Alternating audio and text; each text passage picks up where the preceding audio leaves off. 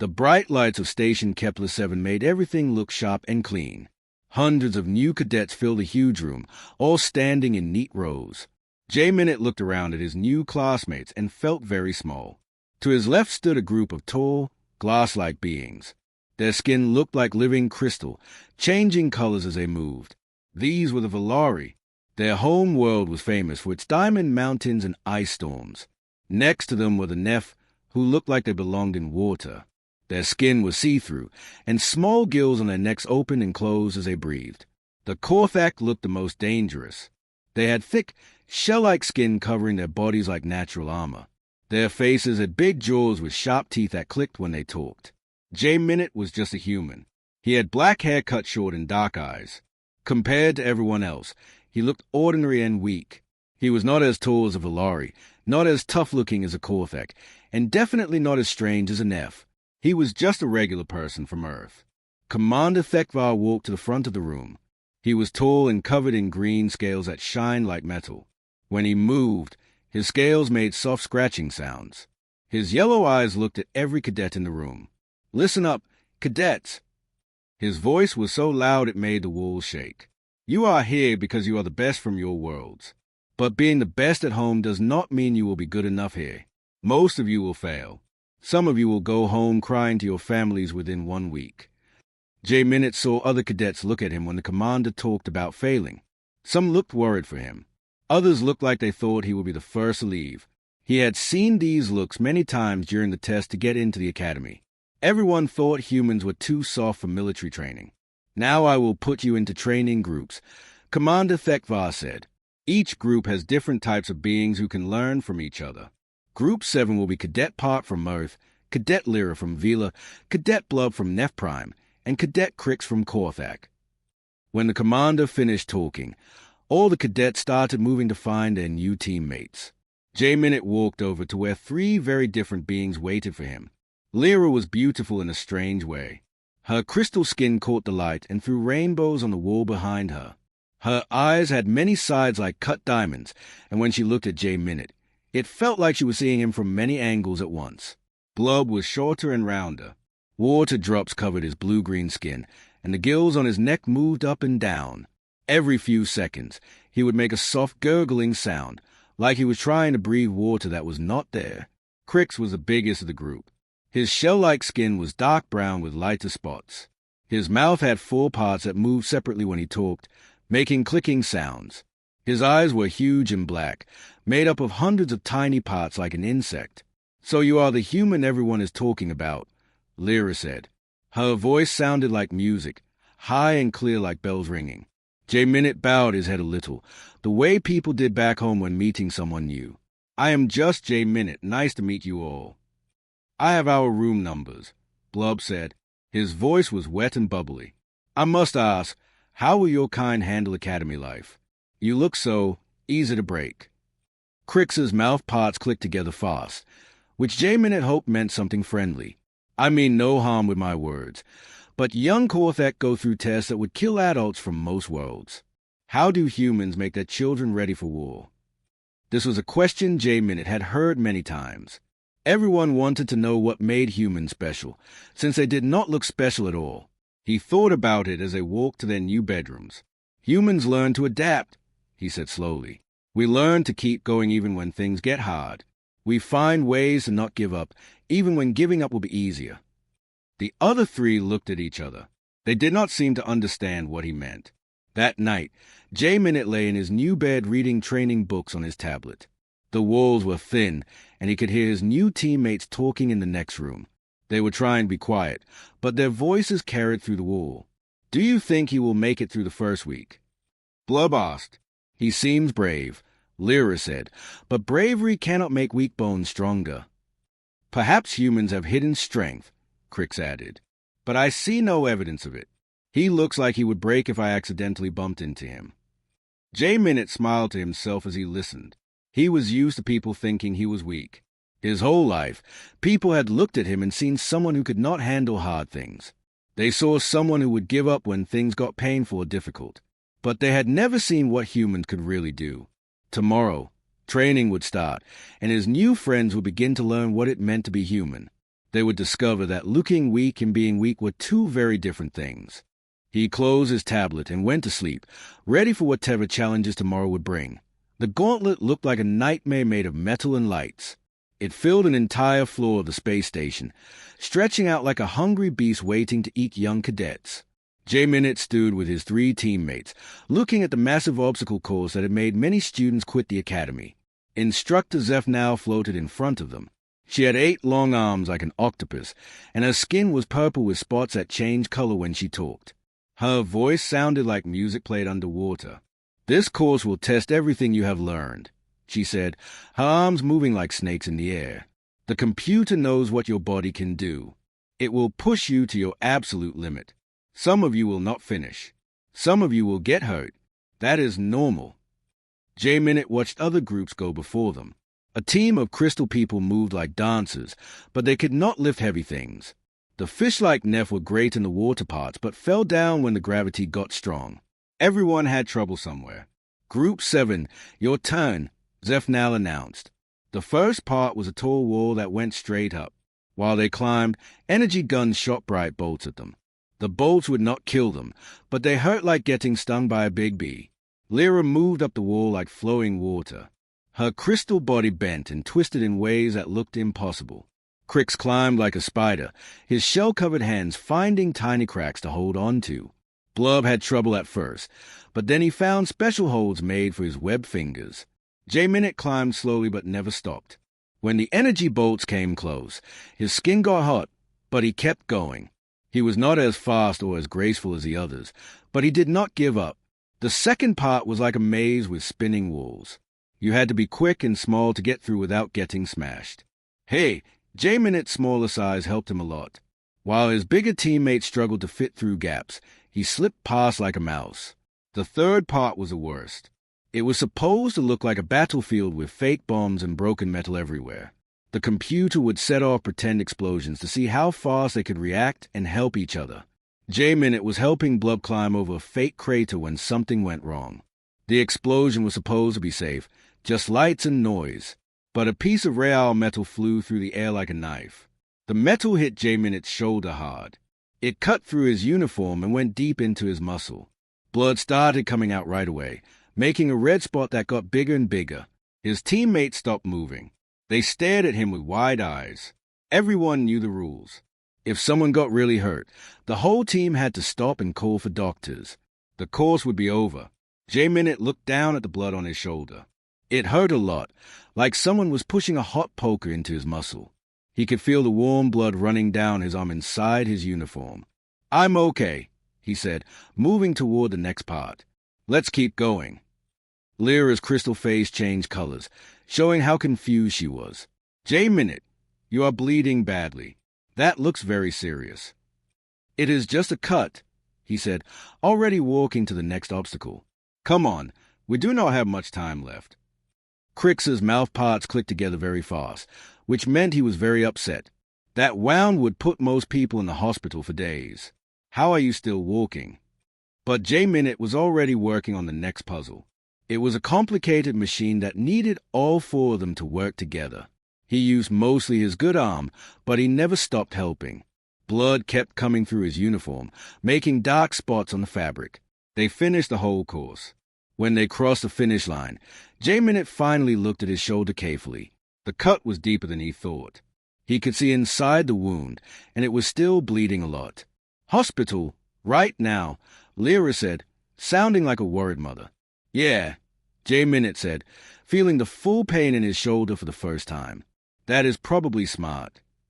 As they walked to the medical center, his teammates kept looking at him like he was an alien from another planet. They whispered to each other in their own languages, but he could guess what they were saying. The human had just done something impossible. He had taken a wound that should have stopped him completely, and he had acted like it was nothing special. He had kept working, kept helping his team, kept moving forward like the pain did not matter. To them, pain was a stop sign. When your body hurt, you stopped what you were doing and fixed the problem. That was how every smart creature in the galaxy behaved. But humans were different. Pain was just information. It told them something was wrong, but it did not tell them what to do about it. They could choose to keep going even when their body was screaming at them to stop. His teammates did not understand this yet, but they were starting to see that their small, weak-looking human friend might not be as fragile as he appeared. The medical bay looked like something from a science fiction movie. Machines with blinking lights lined the walls, and strange tools hung from the ceiling. Dr. Velthara moved between the beds like a graceful dance. She had 6 arms and could work on 3 patients at the same time. The doctor had 2 big eyes on her face and 4 smaller eyes on long stalks that could look in different directions. Her skin was smooth and gray, like a dolphin, and she made soft clicking sounds when she concentrated. "Next patient," she called out, not looking up from a machine that was scanning a Korthak cadet's cracked shell. J-Minute walked over to an empty bed. His uniform was torn and covered with dried blood. The shoulder piece hung in shreds, showing the deep cut underneath. Other patients in the room turned to stare at him. "Oh dear," Dr. Velthara said when she saw him. Her eye stalks twisted around to get a better look at his wound. "That looks very bad. When did this happen to you?" "About 40 minutes ago, during the obstacle course," J-Minute said, sitting on the edge of the bed. The doctor's 2 main eyes got very wide. Her eye stalks moved closer to examine the wound from different angles. "You finished the course with this injury? That seems very dangerous. Let me check if there is damage inside your body." She picked up a scanner that looked like a big flashlight. As it hummed and beeped over J-Minute's shoulder, other cadets in the medical bay started whispering to each other. News traveled fast in the small space of the academy. A Valari cadet with blue crystal skin leaned over to her friend. "Did you hear what happened? The human got hurt in the gauntlet but kept going." A Neff cadet's gills fluttered nervously. "That is impossible. My cousin got a cut half that size and could not move his arm for a week." Dr. Velthara looked at her scanner with confused eyes. "Your body is making stress chemicals, which is normal," she said slowly. "But your heart rate is steady. Your breathing is calm. The pain sensors in your brain are showing very strange readings. Are you in a lot of pain right now?" "Yes, it hurts," J-Minute said honestly. "But I can handle it." "Handle it?" The doctor's voice got higher and squeakier. "Young cadet, this cut goes deep into your muscle. For most species, this pain would make them unable to think clearly. They would be crying and begging for medicine." By the time Lyra, Crix, and Blub came to the medical bay for their checkups, a small crowd had formed around J-Minute's bed. Dr. Velthara was taking notes and asking him questions like he was a fascinating puzzle. "Is it true?" asked Cadet Nex, a tall crystal being from another training group. "Did the human really finish the gauntlet with that wound?" "We were there," Crix answered, his mouth parts clicking in a thoughtful way. He acted like it was just a small problem, nothing important. "Perhaps humans use special technology to block pain," suggested a short, fuzzy cadet with 4 arms. "I scanned him completely," Dr. Velthara said, waving one of her arms. "No technology, no implants, no drugs. This appears to be natural." "Maybe humans cannot feel pain the same way we do," wondered Blub, his gills opening and closing quickly. "No, he definitely feels pain," the doctor said, looking at her scanner again. "His brain shows all the normal pain signals. But somehow, these signals are not stopping him from acting normally." More cadets gathered around to listen. Word was spreading through the academy like fire. The strange human who looked so weak had done something that none of them could understand. "On my world," said a cadet with thick, rocky skin, "pain means stop immediately. If your body hurts, you rest until it heals. This is basic survival." "Same for us," agreed a bird-like cadet with colorful feathers. "Pain tells you that continuing will cause permanent damage." "But what if stopping causes more damage than continuing?" J-Minute asked quietly. The room got very quiet. All the cadets looked at him with confusion. "What do you mean?" asked Lyra. "Well," J-Minute said, thinking carefully about his words, "what if you are running away from something dangerous and you twist your ankle? The pain tells you to stop running. But if you stop, the dangerous thing will catch you. So you keep running, even though it hurts." "That makes no sense," said the ruckus-skinned cadet. "You would damage your ankle more." "Maybe," J-Minute agreed, "but you would still be alive. Humans learn that sometimes a little damage now is better than a lot of damage later." Dr. Velthara was writing notes as fast as she could with all 6 arms. Fascinating. So humans developed the ability to override their pain response based on the situation. We do not ignore pain, J. Minute explained. We listen to it, but we decide what to do about it. Pain gives us information, but it does not make our choices for us. The cadets looked at each other with amazement. They had never heard of anything like this. In their worlds, pain was an absolute command that could not be disobeyed. The small human had just shown them that there was another way to live, another way to think about their bodies and their limits.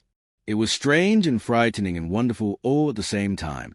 The big classroom was full of talking and laughter as students found their seats. Professor Minotaur stood at the front, his old blue skin showing dark patterns that meant he was very wise among his people. His voice sounded wet and bubbly, like he was talking underwater. Today we will learn about how different species learn to survive, the professor said. Every planet is different, so every species became different too. He pressed a button, and pictures appeared in the air above his head. The pictures showed the insides of different alien bodies, all strange and colorful. The Korthek have 2 hearts and 3 stomachs, he explained, pointing at a picture of Crix's species. If one organ gets hurt, they have backups. The Valari can sleep for months when there is no food. The Neph can clean poison out of their blood.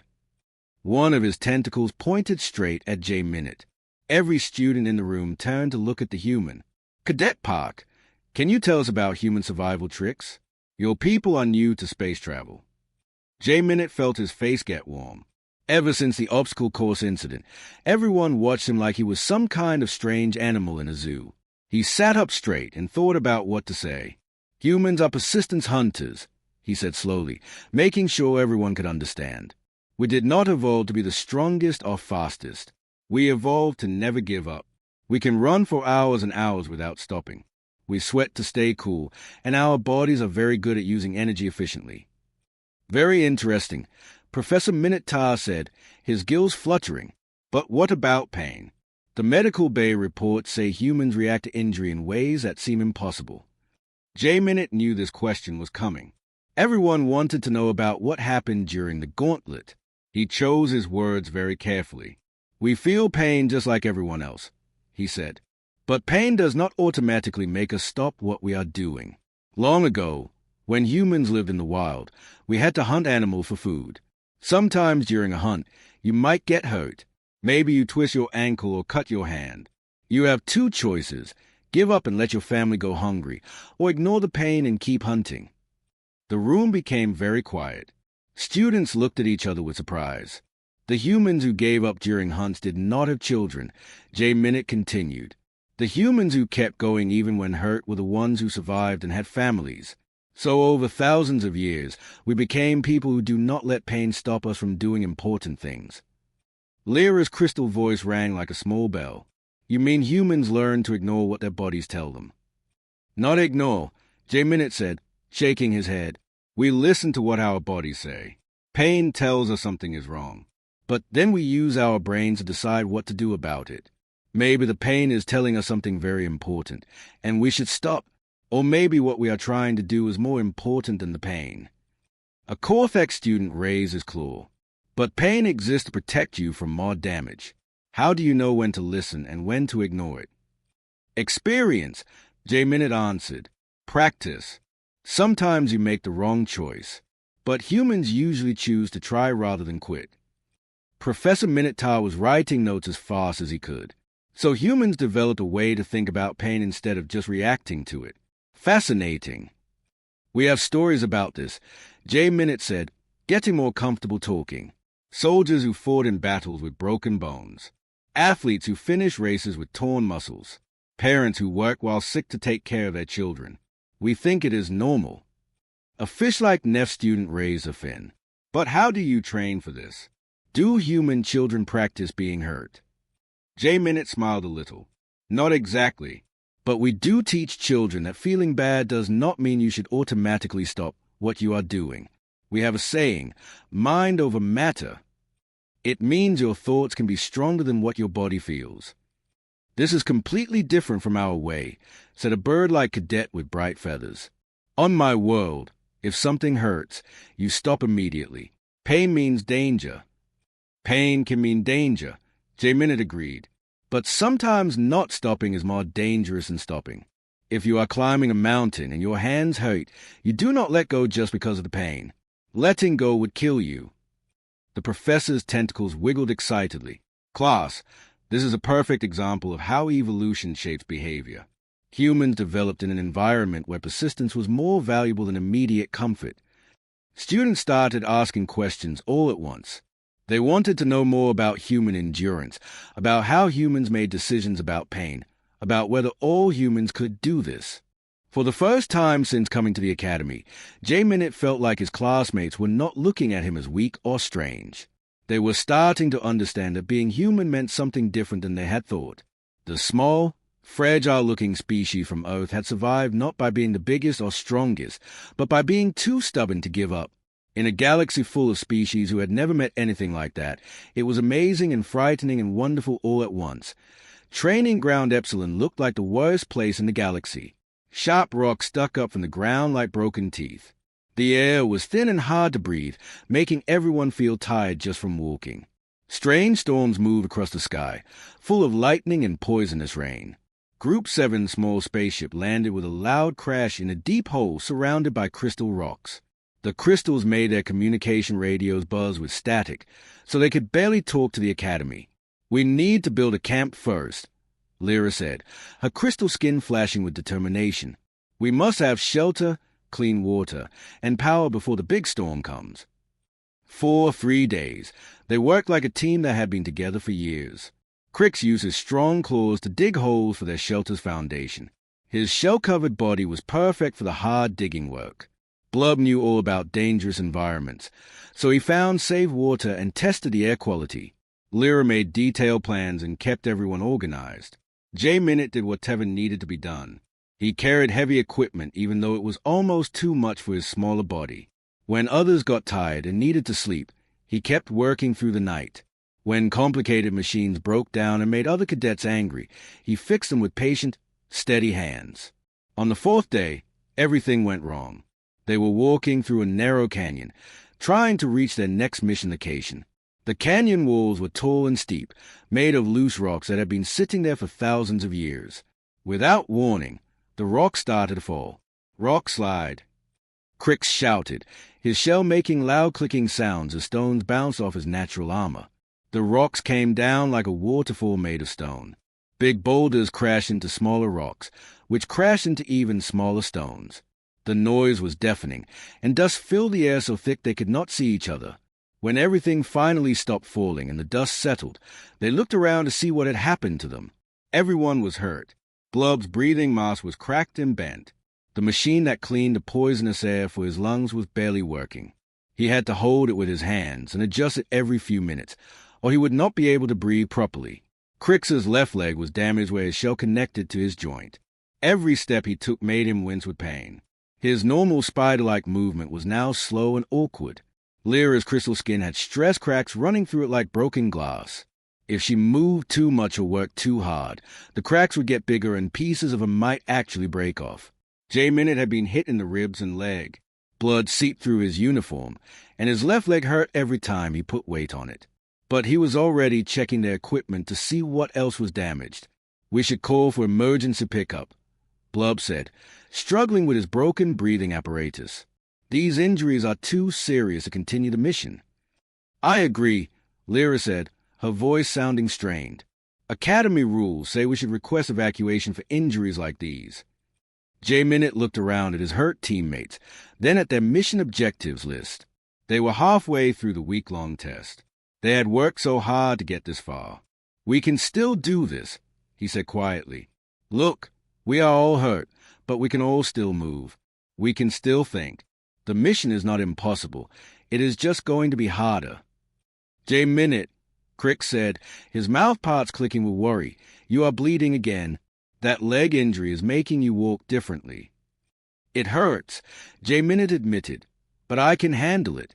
Besides, think about what the simulation is supposed to teach us. Real missions do not stop just because someone gets hurt. This is exactly the kind of situation we need to learn how to handle." For the next 2.5 days, J Minute became the unofficial leader of their group, not because he was the strongest or smartest, but because he was the only one who could function normally while injured. When Blub needed to stop frequently to fix his breathing machine, J Minute waited patiently and helped him adjust the settings. When Crix could not climb over difficult rocks with his damaged leg, J Minute found easier paths that went around the obstacles. When Lyra was afraid to take risks because her cracked skin might break more, J Minute quietly took on the dangerous jobs himself. He never complained about his own pain. He never suggested that his injuries were slowing down the team. He never made his teammates feel bad for struggling with their own problems. He just adapted their plans to work around everyone's limitations, including his own. On the final day, they completed their last mission objective and called for pickup. All 4 of them needed medical attention, but they had made it through the entire simulation. As they waited for the rescue ship, Lyra spoke quietly to J Minute. "I owe you an apology. When you first came to the academy, I thought humans were too fragile for military life. I was completely wrong." "You are not fragile at all," Crix added, his voice full of respect. "You are just built differently. Where we see barriers that cannot be crossed, you see problems that can be solved." Blub nodded, his damaged breathing apparatus gurgling softly. "Your species does not seem to understand the meaning of impossible." J Minute smiled as their rescue ship appeared in the sky. He had finally found his place at the academy, not as the strongest or fastest cadet, but as the one who simply refused to quit.